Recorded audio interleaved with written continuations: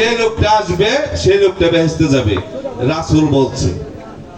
তখন মসজিদের সামনে রাসূল থাকে, ওনার দরজা থাকে ওনার সামনে, আর যে লোকটি নামাজের দিকে দাঁড়ায় তার উপরে পিছনে, তারা ঘুরে তাকায় দেখে কি একটা লোক আসতেছে, ওই এলাকারই সবাই তাকে চিনে।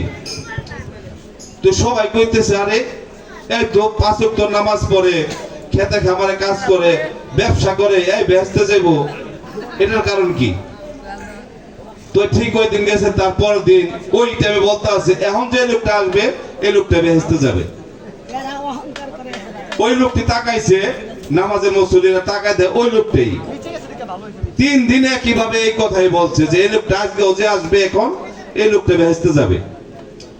তো একটা লোক মহেদ রাসূলকে খুব ভালোবাসে, তার একটু চরণধুলি পাওয়ার জন্য সে কিভাবে চললে খুশি হবে চেষ্টা করে।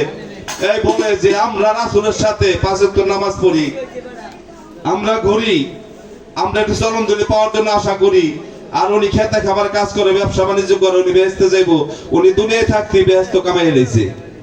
তো লোকটা কয় আমরা এই বাড়ি ওনার বাড়িতে 3 দিনের জন্য আমি ওই বাড়িতে যাম বেড়ানোর জন্য। ওই লোকটা কি বন্ধুগিরি করে, তো উনি ওই বাড়িতে যে 3 দিনের জন্য হাঁক দিছে আমি এই বাড়িতে বেড়ামো, আর 3 দিনের জন্য সফরে গেছে। ওনার বাড়িতে 3 দিন ধরে একই নজর যে লোকটা কি বন্ধুগিরি করে। উনি দেখে 5 ওয়াক্ত নামাজ পড়ে, হাটে যায়, বাজারে যায়, উনি ব্যবসা বাণিজ্য করে, রাত্রে কোনো তাহাজ্জুদ নামাজ কোনো বন্দিগিরি সে করে না, সে একভাবেই চলে। 3 দিন এইভাবেই দিন গেল, 3 দিন হয়ে গেছে, বলছে চলে যাব।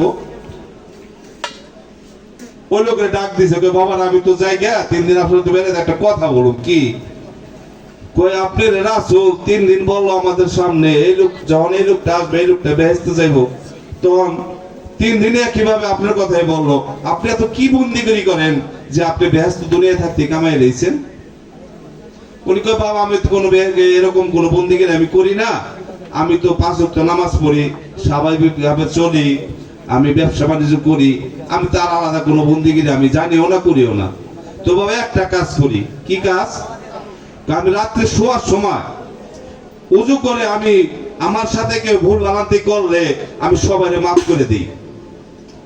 তার একটাই বন্দিগিরি, শোয়ার সময় সে সবাইকে মাফ করে দেয়। দেখেন এই কথাটার জন্য সে বেহেশতে যাবে, আল্লাহ রাসূল বলছে। তো আমিও বলি এই দুনিয়ায় কেউ থাকবো না, আমরা সবাই চলে যাবো, আমরা সবাই মাফ করে দেবো।